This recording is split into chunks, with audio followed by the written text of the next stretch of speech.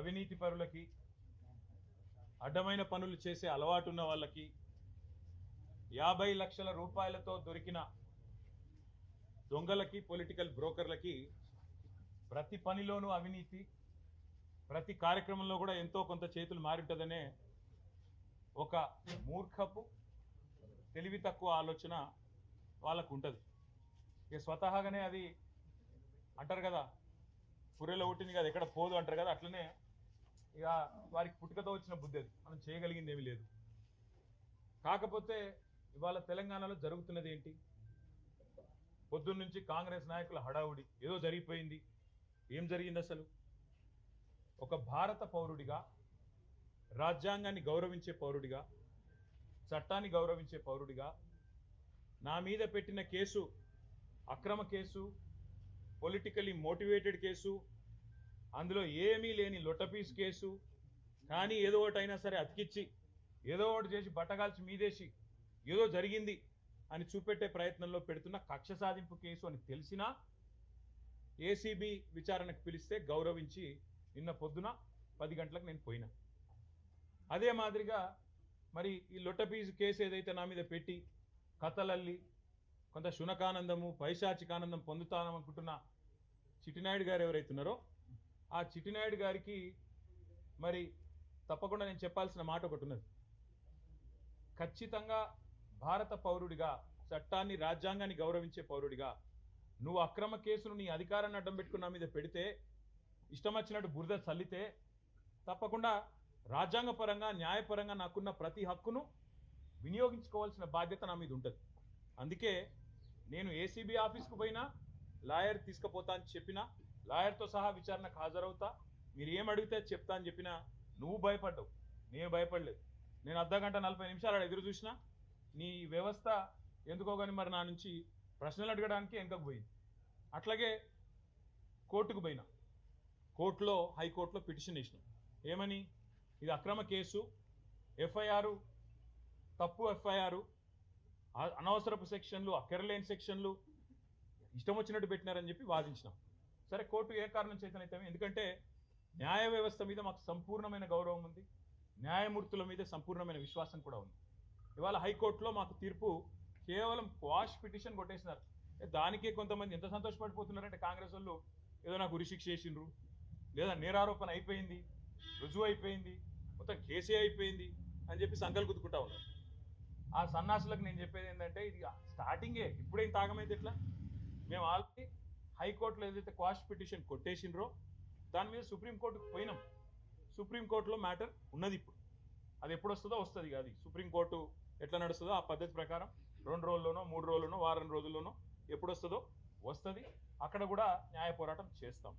అట్లాగే నిన్న మీరు ఏదైతే నా హక్కులకు భంగం వాటిల్లే విధంగా వ్యవహారం చేసినారో, నేను విచారణకు చట్టాన్ని గౌరవించే పౌరుడిగా హాజరై అక్కడ ఏ సమాధానం అడిగినా చెప్తానని పోయినప్పుడు లాయర్లతో రావద్దంటారు.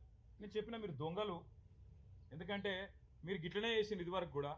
పాపం మా పట్నం నరేందర్ రెడ్డి ఆయన ఇయ్యని స్టేట్మెంట్ ఇచ్చినట్టు బుకాయించి వెంటనే మీడియాలో లీకులు ఇచ్చే దౌర్భాగ్యులు మీరు.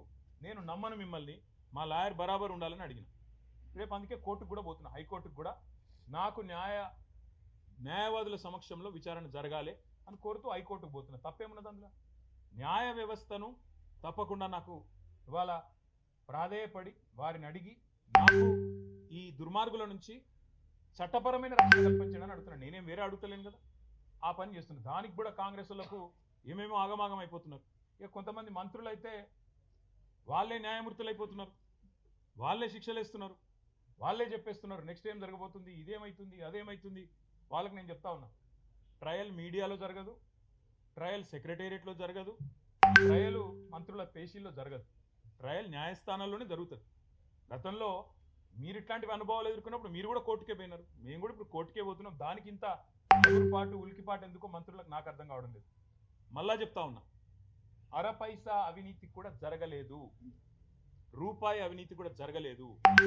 మళ్ళీ చెప్తా ఉన్నా, తెలంగాణ కోసం, తెలంగాణ ఇమేజ్ను ఆకాశం అంత ఎత్తుకు తీసుకుపోవడం కోసం, భారతదేశంలో మాత్రమే కాదు ప్రపంచ పటంలో హైదరాబాద్ని ఒక విశ్వనగరంగా ప్రతిష్ఠించడం కోసం తీసుకున్న నిర్ణయం తప్ప ఏమీ ఆశించి కానీ మీలాగా ఏదో వెనకాల గూడుపుటాన్ని చేసుకొని చేసిన పని కానే కాదు. ఇక్కడ మొబిలిటీకి కేంద్రంగా భవిష్యత్తులో ఎలక్ట్రిక్ వాహనాలు ఏవైతే వస్తున్నాయో వాటన్నిటికీ ప్రధాన కేంద్రంగా హైదరాబాద్ను తెలంగాణను తీర్చిదిద్దాలనే ఒక ఉత్కృష్టమైన ఆలోచన చేసినాం తప్ప మీలాగా నికృష్టమైన ఆలోచనలు మాకు లేవు. మళ్ళీ చెప్తా ఉన్నాను, మీలాగా దివాలా కోరు పనులు చేయాల్సిన కర్మ మాకు లేదు. 110% మళ్ళీ చెప్తున్నా, మీరు ఏ రకంగా వచ్చినా ఏ విచారణకు రమ్మన్నా నేను వస్తాను. ఎల్లుండి 9వ తారీఖు నాడు కూడా లాయర్లతో మరి రేపు హైకోర్టు రిలీఫ్ ఇస్తే, నాకు అవకాశం ఇస్తే, హైకోర్టు మా వాదనను మన్నిస్తే, లాయర్లను అనుమతిస్తే లాయర్లతో పోతా అటెండ్ అవుతాను. ఈడీ కూడా పిలిచింది 16వ తారీఖు నాడు, తప్పకుండా వారి దగ్గర కూడా పోతాను. వారు కూడా ఏమడిగినా సమాధానం చెప్పడానికి నేను రెడీగా ఉన్నాను. నాకు దాపరికము లేదు, నాకు దాయాల్సింది కూడా ఏం లేదు. నిజాయితీకి ధైర్యం ఎక్కువ. తప్పకుండా నేను ముమ్మాటికి ఒక తెలంగాణ బిడ్డగా, రేషం గల్ల బిడ్డగా, ఏ తప్పు చేయని అనా పైసా అవినీతి చేయని బిడ్డగా చెప్తా ఉన్నా, ఏ విచారణ అనేది ఎదుర్కోవడానికి నేను సిద్ధం. ఇందులో శశబిషలు లేవు. ఈరోజు కొంతమంది ఏదైతే శునకానందం పొందుతున్నారు, ఏదో జరిగిపోయింది వాళ్ళకు కూడా నేను చెప్తా ఉన్నా, ఇది కేవలం ఆరంభం మాత్రమే. ఒక మీ పిటిషన్ను మీ విచారణను కొనసాగించుకోమని చెప్పింది హైకోర్టు తప్ప, హైకోర్టు ఏమి నాకు శిక్ష వేయలేదు, నేనేం నేరం చేసినా అని చెప్పలేదు, లేదా నేనేదో తప్పు చేసినట్టు అంతకంటే చెప్పలేదు, కనీసం స్కామ్ అన్న మాటను కూడా వాడలేదు. కాబట్టి నేను పాత్రికేయ మిత్రులను కూడా కోరుతా ఉన్నా, ఇదిగో పులి అంటే అదిగో తోక, దయచేసి ఆగం కాకండి. ముఖ్యమంత్రి నోట్లకెళ్ళి వచ్చేటి అన్నీ వేదవాక్కులు కావు. ఆయన చెప్పేటి, ఆయన ముఖ్యమంత్రి ఆఫీస్కి వెళ్ళి వచ్చేటి అన్నీ లీకులన్నీ అవేమి భగవద్గీత సూక్తులు కావు. చాలా లీకులు ఇస్తూ ఉన్నారు. ధైర్యంగా డైరెక్ట్గా చెప్పే ధైర్యం లేదు.